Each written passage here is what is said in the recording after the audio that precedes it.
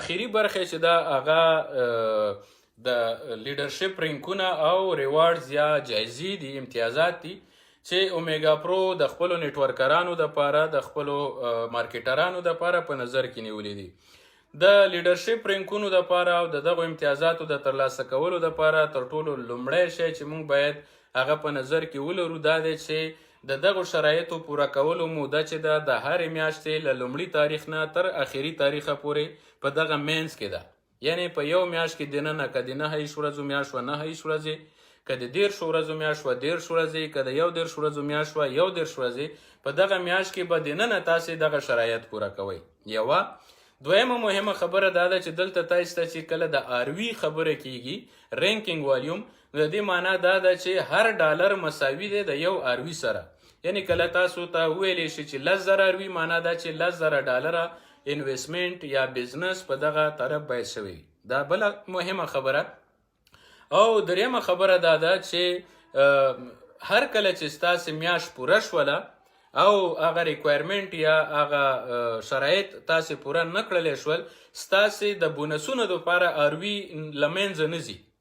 مثلا د میاشتې پای دی، آروي پوره نشوله، د رینکینګ دپاره آروي پوره نشوله، بله میاشت پرې راغله، تاسې یوازې رینک وانخیستلی شو، اما د نیټورک بونس دپاره د دواړو لاسونو آروي بیا هم تاسې سره پرته ده، حسابیږي، هغه هیڅ چېرته هم نه ځي. مختلف رینکونه دي. له ایسوسیویټ شروع کیږي. ایسوسیویټ لومړی ګام دی. سړی کله نیټورک مارکیټینګ ته راځي، د یو ښه کمپنۍ سره کار شروع کوي، نو د اومیګا پرو سره چې کله تاسې کار پیل کوئ، لومړی رینک چې دی هغه ایسوسیویټ دی. ایسوسیویټ دپاره یو طرف ته 600 آروي، بل طرف ته 400 آروي تاسې باید ولرئ، او په ښي او چپ لاس کې یو مستقیم اکاونټ چې ستاسې په لینک باندې راغلی وي هغه باید اکټیو وي. یو کس ښي لاس ته اکټیو وي، یو کس چپ لاس ته اکټیو وي، نو تاسې به ایسوسیویټ رینک ترلاسه کوئ. کله چې تاسې بیلډر رینک ته ځئ، تاسې ته څه پکار دي؟ 9,000 آروي په یو طرف باندې، 6,000 آروي په بل طرف باندې، یو اسوسییټ په ښي یا په چپ لاس کې. یعنی تاسې باید یو څو خپلې رتبې ته راورسوئ. په خپل ټیم کې یو کس سره باید کومک وکړئ چې هغه اسوسییټ شي، تاسې 6,000 او 9,000 آروي پوره کړئ او خپله بیلډر شي. د سلور دپاره یو طرف ته 4,000، بل طرف ته 14,000 آروي پکار ده. یو بیلډر په ښي یا په چپ لاس کې پکار دی. نو تاسې چې یو کس بیلډر کوي، آروي پوره کوي، تاسې به سلور شئ، هغه به بیلډر شي، تاسې به سلور شئ، او د لیډرشپ لومړي پول ته به کوالیفای شئ. او د دې ترڅنګ به سلور ټریپ چې حدوداً 500 ډالرو پورې مصارف د کمپنۍ لخوا ورکولی کیږي دغه لیډرانو ته، او دوی په خپله ساحه کې یا خپله منطقه کې مثلا ریجن کې کولی شي یو سلور ټریپ چې دی هغه ترتیب و تنظیم کی او یو تفریح وکړي. ګولډ دپاره 45,000 آروي یو طرف ته، 13,000 آروي چې دی هغه بل طرف ته پکار دی، یو سلور په ښي یا په چپ لاس کې پکار دی، تاسې به ګولډ شي. کله چې تاسې ګولډ شئ، د کمپنۍ لخوا نه تاسې ته یو میک بک اپل میک بک درکولی کیږي چې تقریبا حدودا 1400 ډالرو پورې د هغې قیمت. پلاټینیم رینک حاصلولو دپاره یو طرف ته 90,000، بل طرف ته 60,000 آروي پکار ده. یعنی یو لاس باندې 90,000 بزنس بیس شوي، بل لاس باندې 60,000 بزنس شوي، او دا ستا ټول ارګنایزیشن په دې کې دخیل دی. یعنی د هغوی لخوا چې کوم بزنس کیږي هغه هم په دې کې شامل دی.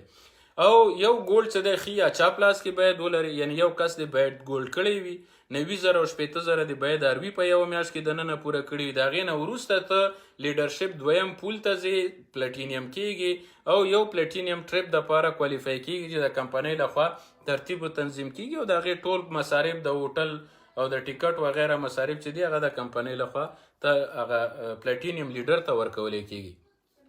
نیکسټ رینک شپږم رینک چې دی هغه ډایمنډ دی. د ډایمنډ دپاره 2,40,000 آروي په یو طرف، 1,60,000 آروي په بل طرف، یو پلاټینیم په کمزوري لاس کې، کم طرف ته چې 1,60,000 وي، مثلا کم طرف ته چې آروي کمه وي په هغې لاس یو پلاټینیم، کم طرف ته چې آروي زیاته ده په هغې لاس 2 کسان پلاټینیم، یعنی 3 کسان تاسې باید پلاټینیم کوئ، او د هغې نه وروسته به تاسې ډایمنډ شئ. کله چې تاسې ډایمنډ رینک ترلاسه کو، د اومیګا په نوم باندې یو نړیوال برانډ دی د ساعتونو، دغه نړیوال برانډ ساعت به تاسې ته د کمپنۍ د خوا نه ډالۍ درکولی کیږي. او ورپسې بلو ډایمنډ دی. بلو ډایمنډ رنګ د پاره 6 لکه اروي یو طرف ته، 4 لکه اروي بل طرف ته، 2 کسان ډایمنډ په ښي یا په چپ لاس کې باید تاسې ولرئ. یعنی هغه دلته یو ماکس به وکړم د څو ساریو، هغه د دې دپاره چې ځینې کسان د باینري او د پیرامید سکیم په منځ کې توپیر نشي کولی او دوی ته باینري او پیرامید چې دي دا دواړه یو شی ښکاري، حالانکې دا دواړه متفاوت دي. زموږ سیستم چې دی دا باینري سیستم دی. په دې سیستم کې یوازې پاس خلک ګټه نه کوي، پاس خلک باید لاندې خلک خپلو ځایونو ته، خپلو مقامونو ته، خپلو رتبو ته، خپل ریډرشپ رینکونو ته راپورته کړي، تقویه کړي، ښوونه روزنه ورته ورکړي، ټریننګ ورته وکړي، مرسته ورسره وکړي. د هغې نه بعد بیا ته کولی شي چې نیکسټ رینک ته لاړ شي. که ته دا کار ونه کړي او ستا نه لاندې کس چې راغلی دی هغه دا کار وکړي، هغه دغه مسؤلیت ادا کړي، تاسې به په خپل ځای پاتې وئ، لاندې خلک به پورته د رینکینګ په حساب باندې پورته تللي وي. نو که تاسې غواړئ بلو ډایمنډ شئ، تاسې باید 2 کسان ډایمنډ رینک ته راورسوئ په خپل ټیم کې. هغه 2 بیا نور یو غټ ټیم جوړیږي نه د لیډرانو، ځکه یوازې 2 ډایمنډ نه دي، دا 2 ډایمنډ نور کسان هم ځان سره لري، سلور هم لري، ګولډ هم لري، پلټینیم هم لري.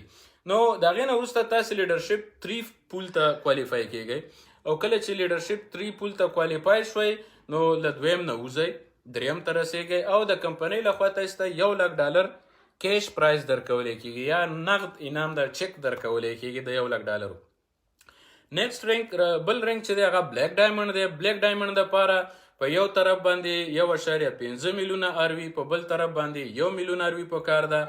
2 بلو ډایمنډ رینک والا په ښي یا په چپ لاس کې پکار دی چې تاسې 2 کسان بلو ډایمنډ کوئ. نو د هغې نه وروسته به بیا تاسې بلیک ډایمنډ کیږئ. کله چې تاسې بلیک ډایمنډ شوئ تاسې ته به د کمپنۍ لخوا د ډالۍ په شکل کې یو فراري موټر چې دی هغه درکولی کېږي چې تقریبا $2.5 لکه خواوشا قیمت لري. او همداسې اخیري رینک چې دی هغه کراون ډایمنډ دی.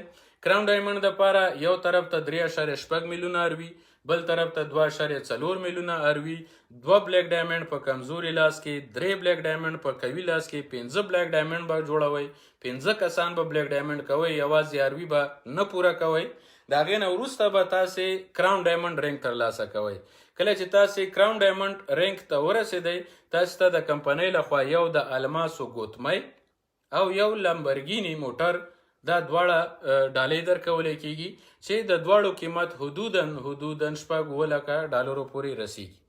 دا د دوی د لیډرشپ رینکونه دي. نو په لحاظه د یو ټکي ته باید ټول ملګري متوجه وي چې دلته تاسې د یو ټیم لیډر په صفت باندې، تاسې د یو نیټورک مارکیټر په صفت باندې مجبور یې، مکلف یې، مسؤل یې چې د خپل ټیم سره کار وکئ، خپل ټیم ته روزنه ورکئ، خپل ټیم ته ټریننګ ورکئ، هغوی ته عایدات برابر کئ، هغوی ته د کار کولو طریقې کار وښیئ. د هغې نه وروسته تاسې کولی شئ پرمختګ وکئ. نو دغه یو ټکي ته باید موږ ټول پام وکړو.